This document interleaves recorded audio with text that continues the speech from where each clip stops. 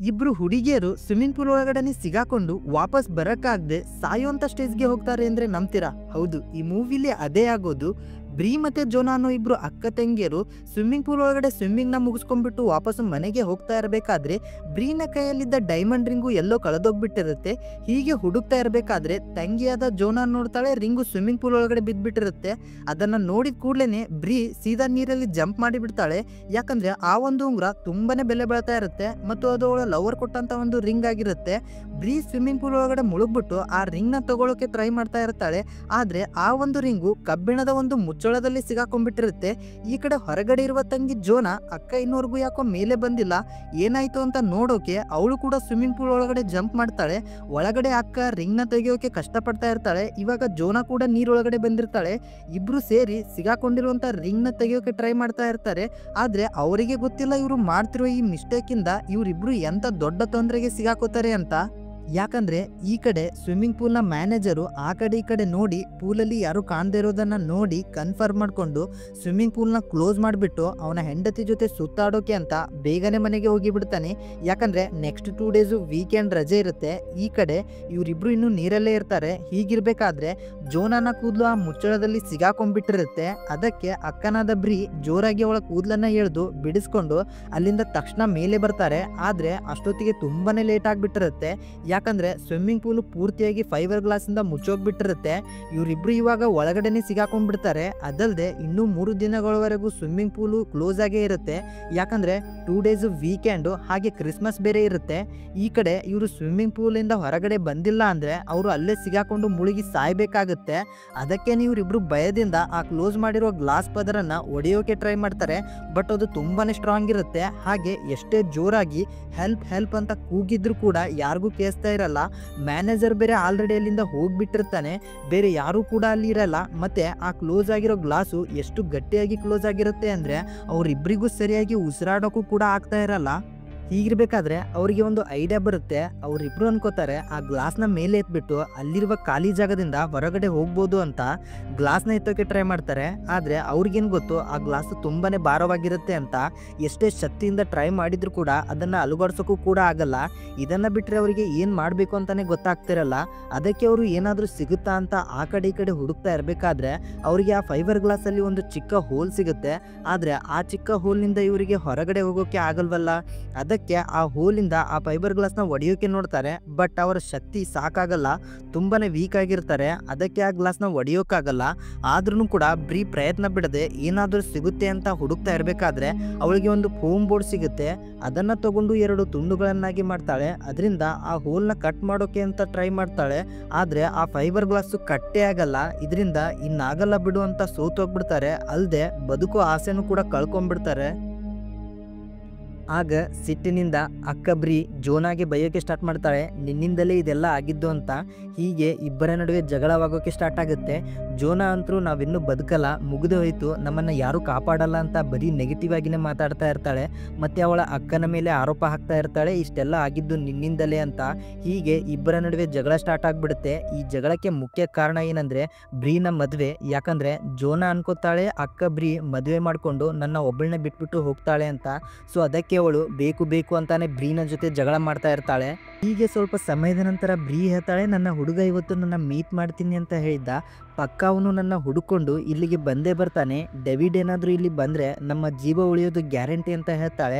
ಅದಕ್ಕೆ ಜೋನಾ ಹೇಳ್ತಾಳೆ, ನೀನು ನಿನ್ನ ಹುಡುಗನನ್ನು ತುಂಬ ನಂಬ್ತೀಯಲ್ವಾ, ನಾನು ಹೇಳ್ತೀನಿ ಕೇಳು, ಪಕ್ಕ ಅವನು ಇಲ್ಲಿಗೆ ಬರಲ್ಲ. ಮತ್ತು ಅವನು ಕೊಟ್ಟಂಥ ಡೈಮಂಡ್ ರಿಂಗ್ನ ಇಟ್ಕೊಂಡು ಶೋ ಅಪ್ ಬೇರೆ ಮಾಡ್ತೀಯ ಅಂತ ಹೇಳಿದಾಗ ಬ್ರೀಗೆ ಅನಿಸುತ್ತೆ ಜಲಸಿಯಿಂದ ಇವಳೇ ನನ್ನ ಡೈಮಂಡ್ ರಿಂಗ್ನ ನೀರಲ್ಲಿ ಎಸ್ತಿರ್ಬೋದು ಅಂತ ಸಿಟ್ಟಿನಿಂದ ಜೋನಾಗೆ ಬೈತಾಳೆ.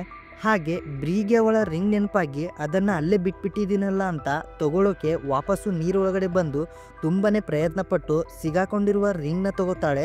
ಹೀಗಿರ್ಬೇಕಾದ್ರೆ ಬ್ರೀಗೆ ಒಂದು ಐಡಿಯಾ ಬರುತ್ತೆ. ಏನಂದರೆ ಆ ರಿಂಗು ಸಿಗಾಕೊಂಡಿದ್ದ ಕಬ್ಬಿಣದ ಮುಚ್ಚಳ ಸ್ವಲ್ಪ ಲೂಸ್ ಆಗಿರುತ್ತೆ. ಅದನ್ನು ಹೇಗಾದರೂ ಮಾಡಿ ತೆಗೆದ್ರೆ ಅದರಿಂದ ಮೇಲಿರುವ ಫೈಬರ್ ಗ್ಲಾಸ್ನ ಒಡಿಬೋದು ಅಂತ ಬ್ರೀ ಅದನ್ನು ತೆಗೆಯೋಕೆ ನೋಡ್ತಾಳೆ. ಆದರೆ ಅದು ತುಂಬನೇ ಬಿಗಿಯಾಗಿರುತ್ತೆ. ಬ್ರೀ ಎಷ್ಟೇ ಟ್ರೈ ಮಾಡಿದರೂ ಕೂಡ ಆ ಕಬ್ಬಿಣದ ಮುಚ್ಚಳ ಬರೋದೇ ಇಲ್ಲ. ಅದಕ್ಕೆ ಬ್ರೀ ಮೇಲೆ ಬಂದು ಜೋನಾಗೆ ಹೆಲ್ಪ್ ಕೇಳ್ತಾಳೆ, ಯಾಕಂದರೆ ಅವಳ ಹತ್ರ ಬೇರೆ ಆಪ್ಷನ್ ಇರಲ್ಲ. ಆದರೆ ತಂಗಿ ಜೋನಾ ಇನ್ನೂ ಕೋಪದಲ್ಲೇ ಇರ್ತಾಳೆ ಮತ್ತು ಅವಳು ಬ್ರೀ ಜೊತೆ ಮಾತಾಡದೆ ಸುಮ್ಮನೆ ಇರ್ತಾಳೆ. ಹೀಗಿರಬೇಕಾದ್ರೆ ಅಚಾನಕ್ಕಾಗಿ ಬ್ರೀನ ಮೊಬೈಲ್ ರಿಂಗ್ ಆಗೋಕ್ಕೆ ಸ್ಟಾರ್ಟ್ ಆಗುತ್ತೆ. ಕಾಲ್ ಮಾಡಿರೋದು ಬೇರೆ ಯಾರೂ ಅಲ್ಲ, ಬ್ರೀನ ಹುಡುಗ ಡೇವಿಡ್ ಆಗಿರ್ತಾನೆ. ಇವಾಗ ಬ್ರೀಗೆ ನಂಬಿಕೆ ಬರುತ್ತೆ, ನಾನೇನಾದರೂ ಕಾಲ್ ರಿಸೀವ್ ಮಾಡಿಲ್ಲ ಅಂದರೆ ನನ್ನ ಹುಡುಗ ನನ್ನ ಹುಡುಕೊಂಡು ಇಲ್ಲಿಗೆ ಬಂದೇ ಬರ್ತಾನೆ ಅಂತ. ಹೀಗೆ ಸಂಜೆವರೆಗೂ ವೇಟ್ ಮಾಡ್ತಾರೆ. ಆದರೆ ಅವಳ ಹುಡುಗನ ಯಾವುದೇ ಸುಳಿವು ಕೂಡ ಇರಲ್ಲ, ಯಾಕಂದರೆ ಅವನು ಆಫೀಸ್ ಕೆಲಸದ ಮೇಲೆ ಬೇರೆ ಕಡೆ ಹೋಗಿರ್ತಾನೆ. ಏನು ಮಾಡೋದು ಹೇಳಿ, ನಸೀಬ್ ಗಾಂಡು ಇದ್ದಾಗ ಪಾಂಡುನು ಏನು ಮಾಡೋಕ್ಕಾಗಲ್ಲ. ಆದ್ದರಿಂದ ಇಬ್ಬರಿಗೆ ತುಂಬಾ ಬೇಜಾರು ಮತ್ತು ಅಸಹಾಯಕರಾಗಿ ಬಿಟ್ಟಿರ್ತಾರೆ, ಯಾಕಂದರೆ ಅವರಿಗೆ ಏನು ಮಾಡಬೇಕು ಅಂತಲೇ ಗೊತ್ತಾಗ್ತಿರಲ್ಲ. ಅದಲ್ಲದೆ ಅವರಿಗೆ ಭಯ ಆಗ್ತಾ ಇರುತ್ತೆ, ಯಾಕಂದರೆ ತುಂಬಾ ಸಮಯದಿಂದ ಇವರು ನೀರಲ್ಲೇ ಇರ್ತಾರೆ. ಇದರಿಂದ ಬ್ರೀಗೆ ತಲೆ ತಿರುಗೋಕ್ಕೆ ಸ್ಟಾರ್ಟ್ ಆಗಿಬಿಟ್ಟಿರುತ್ತೆ. ಇದನ್ನು ನೋಡಿದ ತಂಗಿ ಜೋನಾ ತನ್ನ ಕೋಪವನ್ನೆಲ್ಲ ಬಿಟ್ಟು ಬ್ರೀಗೆ ಏನಾಯಿತು ಅಂತ ಸಮಾಧಾನ ಮಾಡೋಕ್ಕೆ ಬರ್ತಾಳೆ. ಜೋನಾ ಬ್ರೀಗೆ ಏನಾಯಿತು ನಿಂಗೆ ಅಂತ ಕೇಳಿದಾಗ ಗೊತ್ತಾಗುತ್ತೆ ಬ್ರೀಗೆ ಡಯಾಬಿಟಿಸ್ ಇದೆ ಅಂತ. ಅದಲ್ಲದೆ ಶುಗರ್ ಲೆವೆಲ್ ತುಂಬಾ ಕಡಿಮೆ ಆಗಿರೋದ್ರಿಂದ ಸರಿಯಾದ ಸಮಯಕ್ಕೆ ಇಂಜೆಕ್ಷನ್ ತೊಗೋಬೇಕಾಗಿರುತ್ತೆ, ಇಲ್ಲಾಂದರೆ ಬ್ರೀನ ಲೈಫ್ಗೆ ಅಪಾಯ ಆಗುತ್ತೆ. ಅದಕ್ಕೆ ಬ್ರೀನ ಪರಿಸ್ಥಿತಿ ಜೋನಾ ಅರ್ಥ ಮಾಡಿಕೊಂಡು ಜೋನಾ ಅವಳನ್ನು ಹಗ್ ಮಾಡಿ ಸಮಾಧಾನ ಮಾಡ್ತಾಳೆ. ಹೀಗಿರಬೇಕಾದ್ರೆ ಅಚಾನಕ್ಕಾಗಿ ಅಲ್ಲಿಯ ಲೈಟ್ಗಳು ಆನ್ ಆಗಿಬಿಡ್ತವೆ. ಇವರಿಬ್ಬರು ಯಾರಾದರೂ ಬಂದರು ಅಂತ ನೋಡ್ತಿರ್ಬೇಕಾದ್ರೆ ಗೊತ್ತಾಗುತ್ತೆ ಒಬ್ಬಳು ಮಹಿಳೆ ಪೂಲ್ನ ಸ್ವಚ್ಛ ಮಾಡೋಕ್ಕೆ ಅಂತ ಕಸ ಗುಡಿಸೋಕೆ ಬಂದಿರ್ತಾಳೆ. ಆ ಮಹಿಳೆಯನ್ನು ನೋಡಿದ ಇವರಿಗೆ ಅಬ್ಬಾ ನಮ್ಮ ಜೀವ ಉಳಿತು ಅಂತ ತುಂಬಾ ಖುಷಿಯಾಗಿ ಜೋರಾಗಿ ಆ ಮಹಿಳೆಯನ್ನು ಕರೆಯೋಕ್ಕೆ ಸ್ಟಾರ್ಟ್ ಮಾಡ್ತಾರೆ. ಆ ಮಹಿಳೆಯೂ ಕೂಡ ಇವರನ್ನು ನೋಡ್ತಾಳೆ. ಆ್ಯಂಡ್ ಅದೇ ಟೈಮ್ಗೆ ಬ್ರೀನ ಮೊಬೈಲ್ ರಿಂಗ್ ಆಗುತ್ತೆ. ನೋಡಿ ಇವರ ಟೈಮ್ ಎಷ್ಟು ಖರಾಬ್ ಇರುತ್ತೆ ಅಂದರೆ, ಆ ಕ್ಲೀನರ್ ಮೇಲೆ ಇವರನ್ನು ಕಾಪಾಡೋದನ್ನು ಬಿಟ್ಟು ಆ ಮೊಬೈಲ್ ತೊಗೊಳಕ್ಕೆ ಅಂತ ಬಂದಾಗ ಅವಳಿಗೆ ಅಲ್ಲಿ ಬ್ರೀನ ಪರ್ಸಲ್ಲಿ ದುಡ್ಡು ಸಿಗುತ್ತೆ ಮತ್ತು ATM ಕಾರ್ಡ್ನೂ ಸಿಗುತ್ತೆ. ಆದರೆ ಅವಳು ಮೊದಲು ಮೇಲಿರೋ CC ಕ್ಯಾಮ್ರಾನ ನೋಡ್ತಾಳೆ. ಅದಕ್ಕೆ ಅವಳು ಕಂಟ್ರೋಲ್ ರೂಮ್ಗೆ ಬಂದು ಎಲ್ಲ ಕ್ಯಾಮ್ರಾಗಳನ್ನು ಆಫ್ ಮಾಡ್ತಾಳೆ. ನಂತರ ವಾಪಸ್ ಇವ್ರ ಹತ್ರ ಬಂದು ಮೊದಲು ಮೊಬೈಲ್ ಪಾಸ್ವರ್ಡು ಮತ್ತು ATM ಪಾಸ್ವರ್ಡು ಹೇಳು ಅಂತ ಕೇಳ್ತಾಳೆ. ಅಂದರೆ ಇಲ್ಲಿ ಆ ಮಹಿಳೆ ಮೊದಲು ಇವರನ್ನು ಕಾಪಾಡೋದನ್ನು ಬಿಟ್ಟು ಅವರ ಬ್ಯಾಂಕಲ್ಲಿದ್ದ ಹಣವನ್ನು ಲೂಟಿ ಮಾಡೋಕ್ಕೆ ಟ್ರೈ ಮಾಡ್ತಾಳೆ. ಅದಲ್ಲದೆ ಈ ಮುಂಚೆ ಅವಳು ಒಬ್ಬಳು ಕಳ್ಳಿಯಾಗಿರ್ತಾಳೆ ಮತ್ತು ಜೈಲ್ಗೂ ಕೂಡ ಹೋಗಿ ಬಂದಿರ್ತಾಳೆ. ಆದ ಕಾರಣ ಅವಳಿಗೆ ಬೇರೆ ಎಲ್ಲೂ ಕೆಲಸ ಸಿಗದೆ ಈ ಸ್ವಿಮ್ಮಿಂಗ್ ಪೂಲಲ್ಲಿ ಕ್ಲೀನರ್ ಆಗಿ ಕೆಲಸ ಮಾಡ್ತಾ ಇರ್ತಾಳೆ. ಇವಾಗ ಆ ಕ್ಲೀನರ್ ಮೇಲೆ ಇವ್ರ ಹತ್ರ ಬಂದು ATMನ ಪಿನ್ ಹೇಳು ಅಂತ ಕೇಳ್ತಾಳೆ. ಅದಕ್ಕೆ ಬ್ರೀ ನಾನು ಹೇಳಲ್ಲ ಅಂತ ಹೇಳ್ತಾಳೆ. ಅದಕ್ಕೆ ಆ ಮಹಿಳೆ ಮುಚ್ಕೊಂಡು ಹೇಳು, ಇಲ್ಲಾಂದರೆ ನಿಮ್ಮನ್ನು ಸಾಯಿಸ್ಬಿಡ್ತೀನಿ ಅಂದಾಗ ಬ್ರೀ ಮತ್ತು ಜೋನಾಗೆ ತುಂಬಾ ಕೋಪ ಬಂದು ಅವಳಿಗೆ ಬೈತಾಳೆ. ಹಾಗೆ ಜೋರಾಗಿ ನಾನು ಪಿನ್ ಕೊಡಲ್ಲ ಏನು ಮಾಡ್ತೀಯ ಅಂತ ಹೇಳಿದಾಗ ಆ ಕ್ಲೀನರ್ ಮೇಲೆ ಹೌದಾ ಪಿನ್ ಕೊಡಲ್ವಾ, ಇರು ನಿಮಗೆ ಮಾಡ್ತೀನಿ ಅಂತ ಆ ಸ್ವಿಮ್ಮಿಂಗ್ ಪೂಲ್ನ ಹೀಟಿಂಗ್ ಸಿಸ್ಟಮ್ನೇ ಆಫ್ ಮಾಡಿಬಿಡ್ತಾಳೆ. ಇದರಿಂದ ಪೂಲ್ನಲ್ಲಿರುವ ನೀರು ತುಂಬಾ ಕೋಲ್ಡ್ ಆಗೋಕ್ಕೆ ಸ್ಟಾರ್ಟ್ ಆಗುತ್ತೆ. ಬ್ರೀ ಮತ್ತು ಜೋನಾ ಇಬ್ಬರು ನೀರಲ್ಲಿ ಚಳಿಯಿಂದ ನಡುಗೋಕ್ಕೆ ಸ್ಟಾರ್ಟ್ ಮಾಡ್ತಾರೆ. ಇಬ್ಬರು ಅಕ್ಕ ತಂಗಿಯರು ಬದುಕಬೇಕಂದ್ರೆ ಇವಾಗ ಪಾಸ್ವರ್ಡ್ ಮತ್ತು ಪಿನ್ನ ಹೇಳೋದು ಬಿಟ್ಟರೆ ಬೇರೆ ಆಪ್ಷನ್ನೇ ಇರಲ್ಲ. ಅದಕ್ಕೆ ಬೇರೆ ದಾರಿ ಇಲ್ಲದೆ ಮೊಬೈಲ್ನ ಪಾಸ್ವರ್ಡು ಮತ್ತು ಪಿನ್ನ ಹೇಳಿಬಿಡ್ತಾರೆ. ಆದರೆ ATMನ ಪಿನ್ನ ಹೇಳಿದ ಮೇಲೂ ಕೂಡ ಆ ಕ್ಲೀನರ್ ಮೇಲೆ ಇವರನ್ನು ಕಾಪಾಡೋದನ್ನು ಬಿಟ್ಟು ಅಲ್ಲಿಂದ ATMನಲ್ಲಿ ಹಣ ತೆಗೆಯೋಕ್ಕೆ ಅಂತ ಹೋಗಿಬಿಡ್ತಾಳೆ. ಹಾಗೆ ಹೋಗುವಾಗ ಹೇಳ್ತಾಳೆ ನಾನು ವಾಪಸ್ ಬಂದು ನಿಮಗೆ ಹೆಲ್ಪ್ ಮಾಡ್ತೀನಿ ಅಂತ. ಹೀಗೆ 2 ಗಂಟೆ ಕಳೆದೋಗುತ್ತೆ. ಈ ಕಡೆ ಕೋಲ್ಡಿಂದ ಬ್ರೀನ ಪರಿಸ್ಥಿತಿ ತುಂಬಾ ಹಾಳಾಗಿರುತ್ತೆ. ಜೋನಾ ಬ್ರೀನ ಪರಿಸ್ಥಿತಿ ನೋಡಿ ತುಂಬಾ ಬೇಜಾರಾಗ್ತಾಳೆ. ಅದಕ್ಕೆ ಜೋನಾ ನೀರೊಳಗಡೆ ಹೋಗಿ ಆ ಕಬ್ಬಿಣದ ಮುಚ್ಚಳವನ್ನು ತೆಗೆಯೋಕ್ಕೆ ಟ್ರೈ ಮಾಡ್ತಾಳೆ. ಆದರೆ ಪಾಪ ಜೋನಾ ಒಬ್ಬಳಿಗೆ ಅದನ್ನು ಓಪನ್ ಮಾಡೋಕ್ಕೆ ಆಗಲ್ಲ. ಇದರಿಂದ ಜೋನಾ ತುಂಬಾ ಬೇಜಾರಾಗ್ತಾಳೆ. ಇವಾಗ ಇಬ್ಬರಿಗೂ ಏನು ಮಾಡಬೇಕು ಅಂತಲೇ ಗೊತ್ತಾಗ್ತಾ ಇರಲ್ಲ. ಹೀಗಿರಬೇಕಾದ್ರೆ ಆ ಕ್ಲೀನರ್ ಮೇಲೆ ವಾಪಸ್ ಬರ್ತಾಳೆ ಮತ್ತು ತುಂಬಾ ಕೋಪದಲ್ಲಿರ್ತಾಳೆ. ಅವಳನ್ನು ನೋಡಿ ಜೋನಾ ಹೇಳ್ತಾಳೆ ನಿಂಗೆ ದುಡ್ಡು ಸಿಕ್ಕಿದೆ ಅಲ್ವಾ, ಮತ್ತು ಇವಾಗ ನಮ್ಮನ್ನು ಕಾಪಾಡು ಬಾ ಅಂತ ಕೇಳಿದಾಗ ಆ ಕ್ಲೀನರ್ ಮೇಲೆ ಹೇಳ್ತಾಳೆ ದುಡ್ಡ, ನಿಮ್ಮ ATMಲ್ಲಿ ಜಾಸ್ತಿ ದುಡ್ಡೇ ಇರಲಿಲ್ಲ, ಕೇವಲ 90 ಯುವಾನ್ ಅಷ್ಟೇ ಇತ್ತು, ಇದು ನನಗೆ ಸಾಲಲ್ಲ, ಮತ್ತು ನಿಮಗೆ ಗೊತ್ತಿರಲಿಲ್ವಾ ಎಷ್ಟು ದುಡ್ಡು ಇತ್ತು ATMಲ್ಲಿ ಅಂತ, ಬೇಕು ಅಂತ ಹೀಗೆ ಮಾಡಿದ್ರಾ ಅಂತ ಕೇಳಿದಾಗ ನಿಜ ಅನ್ನಬೇಕಂದ್ರೆ ಬ್ರೀಗೂ ಕೂಡ ಗೊತ್ತಿರಲ್ಲ ATMಲ್ಲಿ ಎಷ್ಟು ದುಡ್ಡಿತ್ತಂತ. ಒಂದು ವೇಳೆ ಬ್ರೀನ ಹುಡುಗ ಡೇವಿಡ್ ಏನಾದರೂ ದುಡ್ಡನ್ನು ತೊಗೊಂಡಿರ್ಬೋದು, ಆದರೆ ಇವಾಗ ಅದು ಇಂಪಾರ್ಟೆಂಟ್ ಅಲ್ಲ, ಯಾಕಂದರೆ ಬ್ರೀನ ಹೆಲ್ತ್ ತುಂಬಾ ಹಾಳಾಗಿರುತ್ತೆ. ಬ್ರೀನ ಈ ಪರಿಸ್ಥಿತಿ ಜೋನಾಗೆ ನೋಡೋಕ್ಕಾಗ್ತಿರಲ್ಲ. ಅದಕ್ಕೆ ಜೋನಾ ಹೇಳ್ತಾಳೆ ನಾವು ಪ್ರಾಮಿಸ್ ಮಾಡಿ ಹೇಳ್ತೀವಿ ನಿಮಗೆ 10 ಲಕ್ಷ ಕೊಡ್ತೀವಿ, ದಯವಿಟ್ಟು ನಮ್ಮನ್ನು ಕಾಪಾಡಂತ ಹೇಳ್ತಾಳೆ. ಆದರೆ ಆ ಮಹಿಳೆ ಇವಳ ಮಾತನ್ನು ನಂಬೋದಿಲ್ಲ ಮತ್ತು ಹೇಳ್ತಾಳೆ ಇವಾಗಲೇ ನನಗೆ ಸಾಕಾಗುವಷ್ಟು ಹಣ ಕೊಡಿ, ಅಲ್ಲಿವರೆಗೂ ನಿಮ್ಮನ್ನು ನಾನು ಕಾಪಾಡಲ್ಲ ಅಂತ ಹಠ ಮಾಡ್ತಾಳೆ. ಇದನ್ನು ಕೇಳಿದ ಜೋನಾ ನಾವಿಲ್ಲಿ ಸಾಯ್ತಾ ಇದ್ದೀವಿ, ಇವಳಿಗೆ ದುಡ್ಡಿನ ಚಿಂತೆ ಆಗಿದೆ ಅಂತ ತುಂಬಾ ಕೋಪ ಬಂದು ಇನ್ನೂ ಇವಳನ್ನು ನಂಬೋದು ವೇಸ್ಟು, ಇವಳಿಗೆ ಹೇಗಾದರೂ ಮಾಡಿ ಸರಿಯಾದ ಪಾಠ ಕಲಿಸ್ಬೇಕು ಅಂತ ಆ ಫೋಮ್ ಬೋರ್ಡ್ನ ಒಂದು ತುಂಡನ್ನು ತಗೊಂಡು ಅದನ್ನು ತಿಕ್ಕಿ ಶಾರ್ಪ್ ಮಾಡಿ ಆ ಕ್ಲೀನರ್ ಮೇಳೆಗೆ ನನ್ನ ಹತ್ರ ಸಮೀಪ ಬಾ, ನಿಮಗೆ ಕಿವಿಯಲ್ಲಿ ಏನೋ ಒಂದು ಸೀಕ್ರೆಟ್ ಆದ ವಿಷಯ ಹೇಳಬೇಕು ಅಂತ ಕರೀತಾಳೆ. ಆ ಮಹಿಳೆ ಕೂಡ ಏನು ವಿಷಯ ಅಂತ ಆ ಚಿಕ್ಕ ಹೋಲ್ನ ಬಳಿ ಬಂದು ಕಿವಿನ ಇಡ್ತಾಳೆ. ಆಗ ಜೋನಾ ಕೋಪದಿಂದ ಫೋಮ್ ಬೋರ್ಡ್ನ ತಗೊಂಡು ಅವಳ ಕಿವಿಗೆ ತುಂಬಾ ಜೋರಾಗಿ ಚುಚ್ಚಿ ಬಿಡ್ತಾಳೆ. ಇದರಿಂದ ಆ ಮಹಿಳೆ ಕಿವಿಗೆ ಗಾಯ ಆಗಿ ರಕ್ತ ಬರೋಕೆ ಸ್ಟಾರ್ಟ್ ಆಗಿಬಿಡುತ್ತೆ. ಇದರಿಂದ ಆ ಕ್ಲೀನರ್ ಮೇಳೆಗೆ ತುಂಬಾ ಕೋಪ ಬಂದು ಕಂಟ್ರೋಲ್ ರೂಮ್ಗೆ ಬಂದು ಸ್ವಿಮ್ಮಿಂಗ್ ಪೂಲ್ನ ಆಟೋಮೆಟಿಕ್ ಕ್ಲೀನಿಂಗ್ ಸಿಸ್ಟಮ್ನ ಆನ್ ಮಾಡಿಬಿಡ್ತಾಳೆ. ಅಂದರೆ ಸ್ವಿಮ್ಮಿಂಗ್ ಪೂಲಲ್ಲಿ ಇವಾಗ ಕೆಮಿಕಲ್ ರಿಲೀಸ್ ಆಗೋಕ್ಕೆ ಸ್ಟಾರ್ಟ್ ಆಗಿಬಿಡುತ್ತೆ. ಪೂಲಲ್ಲಿ ಇವಾಗ ಕೆಮಿಕಲ್ ಬರ್ತಾ ಇರೋದ್ರಿಂದ ಬ್ರೀ ಮತ್ತು ಜೋನಾಗೆ ಉಸಿರಾಡೋಕ್ಕೆ ತೊಂದರೆ ಆಗ್ತಾ ಇರುತ್ತೆ.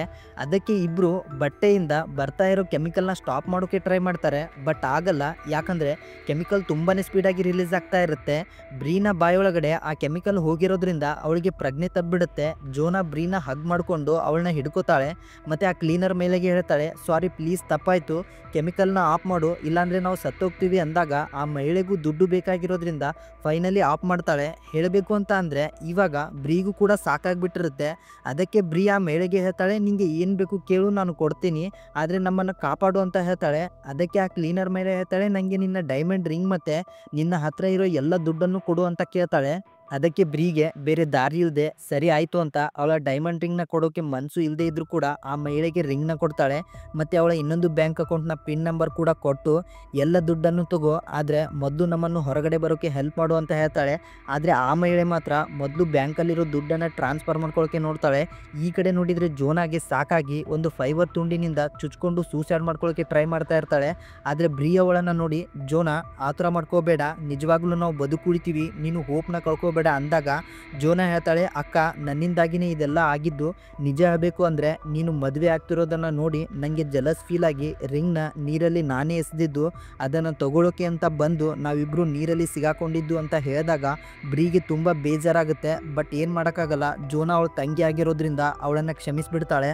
ಹೀಗಿರುವಾಗ ಈ ಕಡೆ ಕ್ಲೀನರ್ ಮೇಲೆ ದುಡ್ಡನ್ನೆಲ್ಲ ಟ್ರಾನ್ಸ್ಫರ್ ಮಾಡಿಕೊಂಡು ತುಂಬಾ ಖುಷಿಯಾಗಿ ಅವರಿಬ್ಬರನ್ನ ಪೂಲಿಂದ ಹೊರಗಡೆ ತೆಗಿಬೇಕು ಅಂತ ಹೋಗ್ತಾ ಇರಬೇಕಾದ್ರೆ ಬ್ರೀಯ ಮೊಬೈಲ್ಗೆ ಅವಳ ಲವರ್ ಆದ ಡೇವಿಡ್ನ ಮೆಸೇಜ್ ಬರುತ್ತೆ. ಮತ್ತು ಆ ಮೆಸೇಜಲ್ಲಿ ಏನಿರುತ್ತೆ ಅಂದರೆ, ಬ್ರೀ 2 ದಿನದಿಂದ ನಿನ್ನ ಹುಡುಕ್ತಾ ಇದ್ದೀನಿ, ನೀನು ನನಗೆ ಸಿಗ್ತಾನೇ ಇಲ್ಲ, ಅದಕ್ಕೆ ನನಗೆ ತುಂಬ ಭಯವಾಗಿ ನಾನು ಪೊಲೀಸ್ ಕಂಪ್ಲೇಂಟ್ ಕೊಟ್ಟಿದ್ದೀನಿ ಅಂತ ಇರುತ್ತೆ. ಈ ಮೆಸೇಜನ್ನು ನೋಡಿದ ಆ ಕ್ಲೀನರ್ ಮೇಳೆಗೆ ತುಂಬಾ ಭಯ ಆಗಿಬಿಡುತ್ತೆ. ಯಾಕಂದರೆ ಇವರನ್ನು ಹುಡ್ಕೊಂಡು ಪೊಲೀಸ್ ಇಲ್ಲಿಗೆ ಬಂದರೆ ನಾನು ಇವರಿಂದ ಬ್ಲ್ಯಾಕ್ ಮೇಲ್ ಮಾಡಿ ದುಡ್ಡು ಮತ್ತು ರಿಂಗ್ನ ಇಸ್ಕೊಂಡಿರೋದು ಪೊಲೀಸ್ಗೆ ಗೊತ್ತಾಗುತ್ತೆ, ಇದರಿಂದ ಮತ್ತೆ ನಾನು ಜೈಲಿಗೆ ಹೋಗಬೇಕಾಗುತ್ತೆ ಅಂತ ಆ ಮಹಿಳೆ ಜೋನಾ ಮತ್ತು ಬ್ರೀ ಹತ್ರ ಬಂದು ಡೇವಿಡ್ ಕಳಿಸಿರೋ ಮೆಸೇಜ್ ಬಗ್ಗೆ ಇವರಿಗೆ ಹೇಳಿದಾಗ ಅವರು ಹೇಳ್ತಾರೆ, ನೋಡು ಭಯಪಡಬೇಡ, ನಾವು ನಿನ್ನ ಬಗ್ಗೆ ಯಾರಿಗೂ ಹೇಳಲ್ಲ, ಅಷ್ಟಕ್ಕೂ ನಾವು ನಿನ್ನ ಮುಖ ಕೂಡ ನೋಡಿಲ್ಲ, ನೀನು ಪೂಲ್ನ ಗ್ಲಾಸ್ನ ಓಪನ್ ಮಾಡಿ ಇಲ್ಲಿಂದ ಹೋಗ್ಬಿಡು, ನಿಜವಾಗ್ಲೂ ನಿನ್ನ ಬಗ್ಗೆ ನಾವು ಯಾರಿಗೂ ಹೇಳಲ್ಲ, ನಮ್ಮ ಜೀವ ಉಳಿದ್ರೆ ಸಾಕು, ಪ್ಲೀಸ್ ಓಪನ್ ಮಾಡು ಅಂದಾಗ ಆ ಮಹಿಳೆಗೂ ಸ್ವಲ್ಪ ನಂಬಿಕೆ ಬಂದು ಪೂಲ್ನ ಗ್ಲಾಸ್ನ ಓಪನ್ ಮಾಡೋಕ್ಕೆ ಅಂತ ಕಂಟ್ರೋಲ್ ರೂಮ್ಗೆ ಬಂದು ಗ್ಲಾಸ್ನ ಓಪನ್ ಮಾಡೋಕ್ಕೆ ಅಂತ ನೋಡಿದಾಗ ಗೊತ್ತಾಗುತ್ತೆ ಸಿಸ್ಟಮ್ನ ಪಾಸ್ವರ್ಡ್ ಚೇಂಜ್ ಆಗಿದೆ ಅಂತ. ಪೂಲ್ನ ಮ್ಯಾನೇಜರು ಪಾಸ್ವರ್ಡ್ನ ಚೇಂಜ್ ಮಾಡಿರ್ತಾನೆ. ಆ ಮಹಿಳೆ ಬ್ರೀ ಮತ್ತು ಜೋನಾ ಹತ್ರ ಬಂದು ಪೂಲ್ನ ಪಾಸ್ವರ್ಡ್ ಚೇಂಜ್ ಆಗಿರೋದನ್ನು ಹೇಳ್ತಾಳೆ. ಮತ್ತು ನನಗೆ ನಿಮ್ಮನ್ನು ನೋಡಿ ಪಾಪ ಅನ್ನಿಸ್ತಾ ಇದೆ, ನನಗೇನೋ ಪೂಲ್ನ ಓಪನ್ ಮಾಡಬೇಕು ಅಂತಲೇ ಇದೆ, ಬಟ್ ನನಗೆ ಪಾಸ್ವರ್ಡ್ ಗೊತ್ತಿಲ್ಲ, ಅದಕ್ಕೆ ಆಗ್ತಾ ಇಲ್ಲ, ಐ ಆಮ್ ಸಾರಿ, ನಾನು ಹೋಗ್ತೀನಿ ಅಂದಾಗ ಜೋನಾ ಹೇಳ್ತಾಳೆ, ಅಟ್ಲೀಸ್ಟ್ ಪೊಲೀಸಿಗಾದರೂ ಕಾಲ್ ಮಾಡಿ ಹೇಳು, ಅವರು ಬಂದು ನಮ್ಮನ್ನು ಕಾಪಾಡ್ತಾರೆ ಅಂದಾಗ ಆ ಮಹಿಳೆ ಹೇಳ್ತಾಳೆ, ಪೊಲೀಸ್ ಏನಾದರೂ ಇಲ್ಲಿಗೆ ಬಂದರೆ ನಾನು ಸಿಗಾಕೋತೀನಿ, ಆಲ್ರೆಡಿ ಜೈಲಿಗೆ ಹೋಗಿ ಬಂದಿದ್ದೀನಿ, ಮತ್ತು ಇವಾಗ ಸಿಗಾಕೊಂಡ್ರೆ ಮತ್ತೆ ಪಕ್ಕ ಜೈಲಿಗೆ ಹೋಗಬೇಕಾಗುತ್ತೆ. ಇದನ್ನು ಕೇಳಿದ ಜೋನಾ ತುಂಬಾ ಭಯಪಟ್ಟು ಅಳೋಕೆ ಸ್ಟಾರ್ಟ್ ಮಾಡ್ತಾಳೆ. ಆದರೆ ಜೋನಾ ಅಳೋದ್ರಿಂದ ಆ ಕ್ಲೀನರ್ ಮೇಳೆಗೆ ಏನು ಅನ್ಸಲ್ಲ. ಮತ್ತು ಅವಳು ಹೇಳ್ತಾಳೆ, ನಿಮ್ಮ ಹಣೆ ಬರ ಸರಿ ಇಲ್ಲ, ಅದನ್ನು ಅಕ್ಸೆಪ್ಟ್ ಮಾಡ್ಕೊಳ್ಳಿ, ಐ ಆಮ್ ಸಾರಿ ಅಂತ ಹೇಳಿ ಅಲ್ಲಿಂದ ಹೋಗಿ ಬಿಡ್ತಾಳೆ. ಈ ಕಡೆ ಬ್ರೀನ ಪರಿಸ್ಥಿತಿ ತುಂಬಾ ಹದಗೆಟ್ಟಿರುತ್ತೆ. ಅವಳಿಗೆ ಸರಿಯಾಗಿ ಉಸಿರಾಡೋಕ್ಕೂ ಕೂಡ ಆಗ್ತಾ ಇರಲ್ಲ.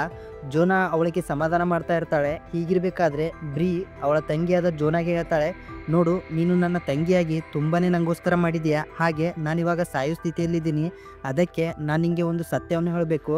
ನಾವಿಬ್ಬರು ತುಂಬಾ ಚಿಕ್ಕವರಿದ್ದಾಗ ನಮ್ಮ ಮನೆಗೆ ಬೆಂಕಿ ಬಿದ್ದಿತ್ತು. ಆವಾಗ ನೀನು ಇನ್ನೂ ಚಿಕ್ಕ ಮಗು, ನನ್ನ ಮಡಿಲಿನಲ್ಲಿ ಮಲಗಿದ್ದೆ. ನಿನ್ನನ್ನು ಆ ಬೆಂಕಿಯಿಂದ ಕಾಪಾಡಬೇಕಾದ್ರೆ ನನ್ನ ಒಂದು ಕೈ ಪೂರ್ತಿಯಾಗಿ ಸುಟ್ಟೋಯ್ತು, ಆದರೆ ನಾನು ನಿನಗೆ ಏನೂ ಆಗೋಕ್ಕೆ ಬಿಡಲಿಲ್ಲ. ಹಾಗೆ ಇವಾಗಲೂ ಕೂಡ ನನ್ನ ಮದುವೆ ಆದರೂ ಕೂಡ ನಿನ್ನ ಬಿಟ್ಟು ನಾನು ದೂರ ಹೋಗ್ತಾ ಇರಲಿಲ್ಲ ಅಂತ ಹೇಳಿದಾಗ ಇದನ್ನು ಕೇಳಿದ ಜೋನಾಗೆ ಅರ್ಥ ಆಗುತ್ತೆ ಅವಳ ಅಕ್ಕ ಬ್ರೀ ಅವಳನ್ನು ಎಷ್ಟು ಪ್ರೀತಿಸ್ತಾಳೆ ಅಂತ. ಜೋನಾ ತುಂಬಾ ಎಮೋಷ್ನಲ್ ಆಗ್ತಾಳೆ. ಇವಾಗ ಬ್ರೀನ ಉಳಿಸೋಕೆ ಯಾವುದೇ ದಾರಿ ಇರಲ್ಲ, ಆದರೆ ಏನಾದರೂ ಮಾಡಲೇಬೇಕು, ಬ್ರೀನ ಉಳಿಸ್ಕೊಳ್ಳೇಬೇಕು ಅಂತ ಜೋನಾ ಹೇಳ್ತಾಳೆ. ಕೆಲವು ಸಂದರ್ಭದಲ್ಲಿ ನಮಗೆ ಯಾರೂ ಸಹಾಯ ಮಾಡಲ್ಲ, ಆ ಸಂದರ್ಭದಲ್ಲಿ ನಮಗೆ ನಾವೇ ಸಹಾಯ ಮಾಡ್ಕೋಬೇಕು, ಹೇಗಾದರೂ ಮಾಡಿ ಇಲ್ಲಿಂದ ಹೊರಗಡೆ ಹೋಗಲೇಬೇಕು ಅಂತ ಜೋನಾ ನೀರಿನೊಳಗಡೆ ಬಂದು ಆ ಕಬ್ಬಿಣದ ಮುಚ್ಚಳವನ್ನು ತೆಗೆಯೋಕೆ ಟ್ರೈ ಮಾಡ್ತಾಳೆ. ಅವಳ ಎಲ್ಲ ಶಕ್ತಿ ಮತ್ತು ಜೀವನೇ ಒತ್ತೆ ಇಟ್ಟು ಟ್ರೈ ಮಾಡ್ತಾಳೆ, ಅಂದ್ರೂ ಕೂಡ ಅದು ಬರ್ತಾನೆ ಇರಲ್ಲ. ಮತ್ತೆ ಮೇಲೆ ಬಂದು ಉಸಿರನ್ನು ತಗೊಂಡು ಮತ್ತೆ ನೀರೊಳಗಡೆ ಹೋಗಿ ವಾಪಸ್ಸು ತೆಗೆಯೋಕೆ ಟ್ರೈ ಮಾಡ್ತಾಳೆ. ಹೀಗೆ ತುಂಬ ಸಲ ಮೇಲೆ ಕೆಳಗೆ ಹೋಗಿ ತೆಗಿಯೋಕೆ ಟ್ರೈ ಮಾಡ್ತಾಳೆ. ಅಂದ್ರೂ ಕೂಡ ಅದು ಬರ್ತಾನೆ ಇರಲ್ಲ. ಜೋನಾ ಹೋಪನ್ನು ಕಳ್ಕೊಳ್ಳೋದೆ ಒಂದು ಐಡಿಯಾನೇ ಮಾಡ್ತಾಳೆ. ಬ್ರೀ ಹತ್ರ ಇದ್ದ ಒಂದು ಬಟ್ಟೆನ ತಗೊಂಡು ಮತ್ತೆ ನೀರಿನೊಳಗಡೆ ಬಂದು ಆ ಕಬ್ಬಿಣಕ್ಕೆ ಆ ಬಟ್ಟೆಯನ್ನು ಕಟ್ಟಿ ಪೂರ್ತಿ ಶಕ್ತಿಯಿಂದ ಇಳಿತಾಳೆ. ಕೊನೆಗೆ ಅವಳ ಪ್ರಯತ್ನದಿಂದ ಅದು ಹೊರಗಡೆ ಬರುತ್ತೆ. ಕೊನೆಗೆ ಜೋನಾ ಅದನ್ನು ತಗೊಂಡು ಮೇಲೆ ಬರ್ತಾಳೆ. ಆದರೆ ಈ ಕಡೆ ಬ್ರೀ ಮೂರ್ಛೆ ಹೋಗಿ ಸಾಯೋ ಸ್ಟೇಜ್ಗೆ ಹೋಗಿ ನೀರಲ್ಲಿ ಮುಳುಗ್ತಾ ಇರ್ತಾಳೆ.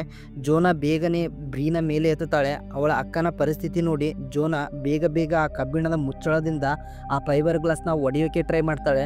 ಹೀಗೆ ಹಲವು ಬಾರಿ ಜೋನಾ ಆ ಫೈಬರ್ ಗ್ಲಾಸ್ನ ಒಡೆಯೋಕೆ ಪ್ರಯತ್ನ ಪಡ್ತಾನೆ ಇರ್ತಾಳೆ. ಅದೇನೋ ಹೇಳ್ತಾರಲ್ಲ, ಪ್ರಯತ್ನ ಪಡೋರಿಗೆ ಸೋಲೆ ಇರಲ್ಲ ಅಂತ. ಹಾಗೆ ಆಯಿತು. ಕೊನೆಗೂ ಜೋನಾ ಆ ಫೈಬರ್ ಗ್ಲಾಸ್ನ ಒಡೆದಾಕ್ತಾಳೆ. ಮತ್ತು ಮೊದಲು ಅವಳ ಅಕ್ಕ ಬ್ರೀನ ಪೂಲಿಂದ ಹೊರಗಡೆ ಎತ್ಕೊಂಡು ಬಂದು ಅವಳಿಗೆ ಇನ್ಸುಲೇಷನ್ ಇಂಜೆಕ್ಷನ್ನ ಕೊಡ್ತಾಳೆ. ಓ ಮೈ ಗಾಡ್, ಕೊನೆಗೂ ಬ್ರೀಗೆ ಪ್ರಜ್ಞೆ ಬರುತ್ತೆ. ಹೀಗೆ ಜೋನಾ ಮತ್ತು ಅವಳ ಅಕ್ಕನ ಪ್ರಾಣ ಉಳಿಯುತ್ತೆ. ಹೇಗೋ ಮಾಡಿ ಇಬ್ರು ಬದುಕೊಂಡ್ಬಿಟ್ವಿ ಅಂತ ಇರಬೇಕಾದ್ರೆ ಇದೇ ವೇಳೆಗೆ ಆ ಕ್ಲೀನರ್ ಮೇಲೆ ವಾಪಸ್ ಬಂದ್ಬಿಟ್ಟು ಬ್ರೀ ಮತ್ತು ಜೋನಾಗೆ ಗನ್ ಪಾಯಿಂಟ್ ಮಾಡಿ ಹೇಳ್ತಾಳೆ, ನೀವಿಬ್ರು ಪೂಲಿಂದ ಏನೋ ನಿಮ್ಮಷ್ಟಕ್ಕೆ ನೀವೇ ಬಂದಿದ್ದೀರಾ. ಸೊ ಅಂದರೆ ಇವಾಗ ನೀವು ಪೊಲೀಸ್ಗೆ ನನ್ನ ಬಗ್ಗೆ ಹೇಳ್ತೀರಾ, ಯಾಕಂದರೆ ನಾನು ನಿಮ್ಮನ್ನು ಕಾಪಾಡಿಲ್ಲ. ಅದಲ್ಲದೆ ನಿಮ್ಮ ರಿಂಗು ಮತ್ತು ದುಡ್ಡನ್ನು ತೊಗೊಂಡಿದ್ದೀನಿ. ಅದಕ್ಕೆ ನಾನು ಬಚಾವಾಗಬೇಕಂದ್ರೆ ಈಗ ನಿಮ್ಮನ್ನು ಸಾಯಿಸಲೇಬೇಕು, ಬೇರೆ ಆಪ್ಷನ್ ಇಲ್ಲ ಅಂದಾಗ ಜೋನಾ ಹೇಳ್ತಾಳೆ, ನಾವು ಪೂಲಿಂದ ಹೊರಗಡೆ ಬರೋಕ್ಕೆ ತುಂಬಾ ಕಷ್ಟಪಟ್ಟು ಬಂದಿದ್ದೇವೆ, ಮತ್ತು ಇವಾಗ ನಿನ್ನಿಂದ ಸಾಯಬೇಕಾಗಿದೆ. ಸರಿ ಆಯಿತು, ನಮ್ಮನ್ನು ಸಾಯಿಸ್ಬಿಡು, ಆದರೆ ಮೊದಲು ನನ್ನನ್ನು ಸಾಯಿಸು ಅಂತ ಹೇಳಿದಾಗ ಆ ಮಹಿಳೆಗೆ ಇವರಿಬ್ಬರ ಪರಿಸ್ಥಿತಿ ನೋಡಿ ಪಾಪ ಅನಿಸಿ ಆ ಮಹಿಳೆ ಇವರನ್ನು ಸಾಯಿಸದೆ ಗನ್ ಪಾಯಿಂಟ್ನ ಕೆಳಗೆ ಇಳಿಸಿ ಮತ್ತು ಅವಳೇ ಪೊಲೀಸ್ಗೆ ಕಾಲ್ ಮಾಡಿ ಬ್ರೀ ಮತ್ತು ಜೋನಾ ಬಗ್ಗೆ ಹೇಳ್ತಾಳೆ. ಯಾಕಂದರೆ ಪೊಲೀಸ್ ಬಂದು ಇವರಿಬ್ಬರನ್ನು ಹಾಸ್ಪಿಟಲ್ಗೆ ಕರ್ಕೊಂಡೋಗ್ಲಿ ಅಂತ. ಇದಷ್ಟೇ ಅಲ್ಲದೆ ಬ್ರೀನ ಡೈಮಂಡ್ ರಿಂಗನ್ನು ಕೂಡ ವಾಪಸ್ ಕೊಟ್ಬಿಡ್ತಾಳೆ. ಇಲ್ಲಿ ಆ ಮಹಿಳೆ ಒಬ್ಬಳು ಕೆಟ್ಟ ವ್ಯಕ್ತಿನೇ, ಆದರೆ ಇವಾಗ ಅವಳಿಗೆ ಅವಳ ತಪ್ಪಿನ ಅರಿವಾಗಿರುತ್ತೆ. ಸೊ ಜೋನಾ ಮತ್ತು ಬ್ರೀ ಅವಳನ್ನು ಕ್ಷಮಿಸಿಬಿಡ್ತಾರೆ. ನಂತರ ಪೊಲೀಸ್ ಬಂದು ಇವರಿಬ್ಬರಿಗೂ ಹೆಲ್ಪ್ ಮಾಡ್ತಾರೆ.